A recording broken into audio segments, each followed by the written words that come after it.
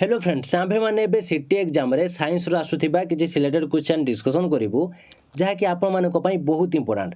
आपण जदि city exam पई सीरियसली प्रिपेयर होचंती ताहाले भिडियोटी को प्रथम रो शेष पर्यंत देखंतु काहे कि ना ई टाइप रो क्वेश्चन ही आपनकर एग्जाम रे आसीबो। आपण जदि प्रतिदिन एई भली वीडियो देखिबा को चाहउचंती ताहाले हम चैनल को सब्सक्राइब करंतु एवं नोटिफिकेशन बटन को ऑन कर रखंतु जहा फल रे नेक्स्ट वीडियो जेतेले भी अपलोड हेबो आपण माने जानि परिबे आपण को एग्जाम पई मध्ये प्रिपरेशन हेई परिबे। तेबे चलतु आज क्वेश्चन आंसर कौन रही डिटेल्स डिस्कसन करवा। तेबे आज फास्ट क्वेश्चन कौन रही देखु क्यों जोड़ी आइसो बार उदाहरण।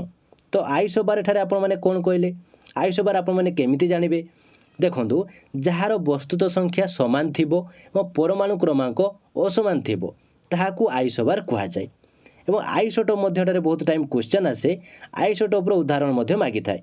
तो आइसोटोप आपण माने केमिति जानिबे जार परमाणु क्रमांक समान थिबो वस्तुत संख्या असमान थिबो।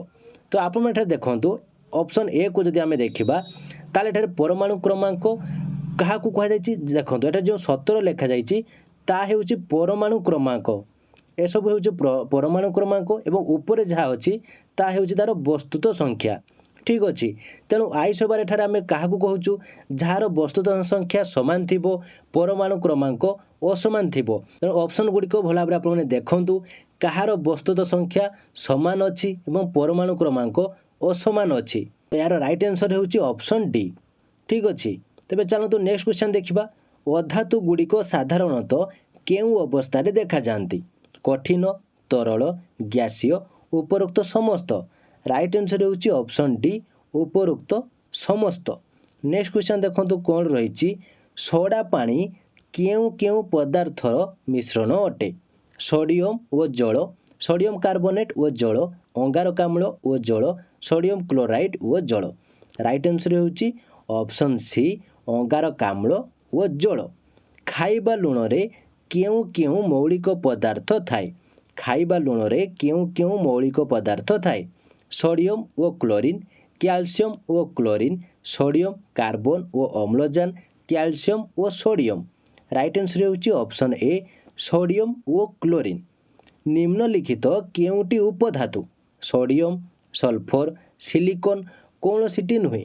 राइट आंसर होउची ऑप्शन सी सिलिकॉन। केउटी तरल गैस मिश्रणर उदाहरण धुआं साबुन फेण क्षीर चीनी पानी। राइट आंसर ऑप्शन बी साबुन फेण। गोटिए द्रवण रे थिबा कणिकार आकार साधारणतः केते 10 टू द पावर -7 सेंटीमीटर रु कम 10 टू द पावर -5 सेंटीमीटर रु कम 10 टू द पावर -5 सेंटीमीटर रु अधिक 10 टू द पावर -5 और 10 टू द पावर -8 सेंटीमीटर रु मध्य रे। तार राइट आंसर होउची option A 10 to the power -7 centimetre रु कम। साधारणतः तापमात्रा रे तरल भावे रहुथिबा धातुर नाम सोडियम मैग्नीशियम पारद पोटासियम। राइट आंसर होउची ऑप्शन सी पारद। तो फ्रेंड्स समस्त क्वेश्चन बहुत सिलेक्टेड आपनको पई तो बारंबार ए वीडियो गुड़िक देखंतु एवं क्वेश्चन गुड़िकर आंसर मन रखंतु और प्ले लिस्ट माध्यम रे मु आपनको मध्ये वीडियो डिस्क्रिप्शन ले आउ किछि क्वेश्चन डिटेल्स देई देछि और सेठार मध्ये वीडियो गुड़िक देखि प्रैक्टिस करे नियंतु। तेरे चलते एवं क्वेश्चन उपरकू जा 9 नंबर क्वेश्चन कौन रही निम्नलिखित उदाहरण गुड़िक मध्यरु केउटी एक कठिन द्रवणर उदाहरण खाइबा लुण चूर्ण पोलोनियम पित्तल। राइट आंसर होउची ऑप्शन डी पित्तल। दहीरु लहुणी अलगा करिबा पई निम्नलिखित केउ प्रणाली अवलंबन कराजिबो आश्रवण परिश्रवण ऊर्ध्वपातन कौनसीटी नुहे। राइट आंसर होउची ऑप्शन डी कौनसीटी नुहे। नेक्स्ट क्वेश्चन देखंतु कौन रही केउटी ठीक तापमात्रा बढ़ाइले द्रवणीयता बढ़े तापमात्रा कमैले द्रवणीयता बढ़े तापमात्रा द्रवणीयता उपरे निर्भर करे नहीं ताप प्रयोग करी द्रवणीयता ह्रास करा जाए। राइट आंसर होउची ऑप्शन ए तापमात्रा बढ़ाइले द्रवणीयता बढ़े। निम्नलिखित केउ मौलिक को बासनकुसन तैयारी रे व्यवहार करा जाए नहीं लुहा तंबा एल्युमिनियम सोना। राइट आंसर होउची ऑप्शन डी या समस्त जानी थिबे ऑप्शन डी होउची सोना। नेक्स्ट क्वेश्चन देखंतु कोन रही द्रवणरु कठिन को केउ उपाय रे अलगा करी हेबो नाही स्फटिकीकरण ऊर्ध्वपातन बाष्पीकरण उपरोक्त समस्त। राइट आंसर होउची ऑप्शन ए स्फटिकीकरण। केउटी अधातु हीरा सोना प्लाटिनम रूपा केउटी अधातु। राइट आंसर होउची ऑप्शन ए हीरा। निम्नलिखित केउ उक्तिटी ठीक। अधातु इलेक्ट्रॉन त्याग करी विजुक्तात्मक आयन रे परिणत हुए। धातु मानक तुलन रे अधातु गुड़िकर स्फोटनांक और गलनांक अधिक। धातु गुड़िक ताप और विद्युत को परिवाही। एठारे आपको ऑप्शन कौन दिया देखो। ऑप्शन ए होउची ए ठीक, ए ओ बी ठीक, ए बी ओ सी ठीक कौन सी नुहे। तो यार राइट आंसर होउची ऑप्शन डी कौन सी नुहे। नेक्स्ट क्वेश्चन देखो कौन रही। केउटी उद्यान समस्थानिक नुहे। केउटी उद्यान समस्थानिक नुहे। Protium deuterium tritium helium. Right answer होउची ऑप्शन डी हिलियम। केउटी एक कठिन धातव मौलिक नुहे। सोना मैग्नेशियम पारद सीसा। राइट आंसर होउची ऑप्शन सी पारद। केउटी ग्लूकोज यौगिकर मौलिक नुहे। केउटी ग्लूकोज यौगिकर मौलिक नुहे। कार्बन उद्जान जबक्षारजान अम्लजान। राइट आंसर होउची ऑप्शन सी जबक्षारजान। केउटी धातुर धर्म नुहे। केउटी धातुर धर्म नुहे। औज्ज्वल्यता नमनीयता भंगुरता ताप सुपरिवाही। राइट आंसर होउची ऑप्शन सी भंगुरता। केउटी एक दुई परमाणु विशिष्ट अणु। उद्जान जबक्षारजान अम्लजान उपरोक्त समस्त। राइट आंसर होउची ऑप्शन डी उपरोक्त समस्त। जेउ मौलिकर एकाधिक प्रकारर परमाणु थाए ताहाकू कोन कुहा जाए। आइसोबार आइसोटोन आइसोटोप कौन सी नुहे। राइट आंसर होउची option C isotope. Next question देखो कौन रही। निम्नलिखित केउ धातु वायु संस्पर्श रे आसिले विस्फोरण हुए। Calcium aluminium magnesium sodium. Right answer होउची ऑप्शन डी सोडियम। या भल भाव मन रखिथे क्वेश्चन टी आसे एग्जाम रे। निम्नलिखित केउ धातु वायु संस्पर्श रे आसिले ता विस्फोरण हुए। आंसर होउची आपनकर सोडियम। आमोनिया अणु रे केतोटी परमाणु थाए। गोटिए दुईटी तीनोटी चारोटी। राइट आंसर होउची ऑप्शन डी चारोटी। निम्नलिखित केउ पदार्थ दुईटी मध्य रे विसरण घटिबो नाही।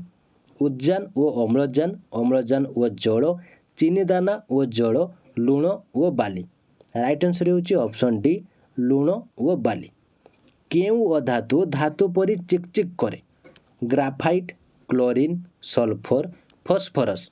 राइट आंसर होउची ऑप्शन ए ग्राफाइट।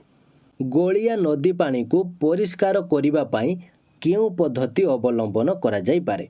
ऊर्ध्वपातन पातन परिश्रवण आश्रवण। राइट आंसर होउची ऑप्शन सी परिश्रवण। केउटी एक समजातीय मिश्रणर उदाहरण। रक्त मूत्र एलॉय उपरोक्त समस्त। राइट आंसर होउची ऑप्शन डी उपरोक्त समस्त। केउटी गोटे प्रकार परमाणु को नहीं गठित नुहे। अम्लजान जबक्षारजान जल कौन सी नुहे। राइट आंसर होउची ऑप्शन सी जल। केउटी पानी रे अद्रवणीय। केउटी पानी रे अद्रवणीय। चीनी लुण काली बटिका अंगार गुंड। राइट आंसर होउची ऑप्शन डी अंगार गुंड। दियासिली काठीर बारूद रे मुख्यतः कौन थाए।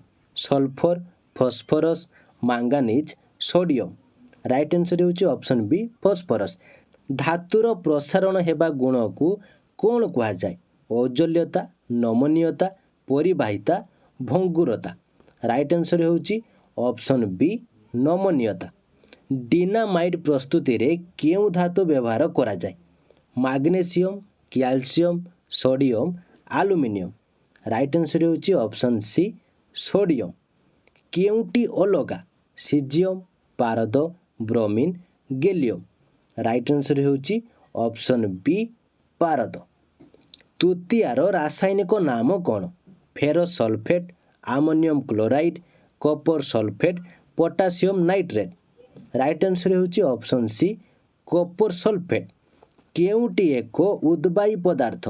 लुण खाइबा सोडा गंध कर्पूर चून। राइट आंसर ऑप्शन सी गंध कर्पूर। କେଉଁଟି ମିଶ୍ର ଧାତୁର ଉଦାହରଣ ନୁହେଁ? ଦସ୍ତା, କଂସା, ଇସ୍ପାତ, ପିତ୍ତଳ। ରାଇଟ୍ ଆନ୍ସର୍ ହେଉଛି ଅପସନ୍ ଏ ଦସ୍ତା। ଈଷତ୍ ସ୍ୱଚ୍ଛ ପଦାର୍ଥର ଉଦାହରଣ କିଏ? ପଲିଥିନ୍ ଜରି, ବାଲି କାଗଜ, କାଚ ଗ୍ଲାସ୍, କାଠପଟା। ରାଇଟ୍ ଆନ୍ସର୍ ହେଉଛି ଅପସନ୍ ଏ ପଲିଥିନ୍ ଜରି। କେଉଁଟି ନରମ ପ୍ରକାର ନୁହେଁ? ତୁଳାବିଣ୍ଡା, ସୋଲ, ସାବୁନ, ପିନ୍ କଣ୍ଟା। Right answer option D pin କଣ୍ଟା। କେଉଁଟି ପ୍ରାକୃତିକ ଉପଧାତୁର ଏକ ଉଦାହରଣ? Bromine, boron, neon, radon. Right answer ହେଉଛି ଅପସନ୍ ବି ବୋରନ୍। କାଚକୁ କାଟିବା ପାଇଁ କ'ଣ ବ୍ୟବହାର କରାଯାଏ? ଲୁହା, ସୀସା, ହୀରା, ପ୍ଲାଟିନମ୍। ରାଇଟ୍ ଆନ୍ସର୍ ହେଉଛି ଅପସନ୍ ସି ହୀରା। କେଉଁଟି ବିରଳ ଗ୍ୟାସ୍ର ଉଦାହରଣ ନୁହେଁ? Argon, xenon, lithium, radon. Right answer option C lithium. Pig ଆଇରନ୍ର କାର୍ବନର ପରିମାଣ ସାଧାରଣତଃ କେତେ? 0.5%ରୁ କମ୍, 2.5%ରୁ କମ୍, 2.5%ରୁ ଅଧିକ, 0.5%ରୁ ଅଧିକ ଓ 2.5%ରୁ କମ୍। ରାଇଟ୍ ଆନ୍ସର୍ ହେଉଛି ଅପସନ୍ ସି 2.5%ରୁ ଅଧିକ। ନେକ୍ସଟ କ୍ୱେଶ୍ଚନ୍ ଦେଖନ୍ତୁ କ'ଣ ରହିଛି। କେଉଁ ଧାତୁ ଦୁଇଟିରୁ ଇସ୍ପାତ ତିଆରି ହୁଏ? ତମ୍ବା ଓ ଦସ୍ତା, ତମ୍ବା ଓ ଟିନ୍, ଲୁହା ଓ କାର୍ବନ, ସୀସା ଓ ଟିନ୍।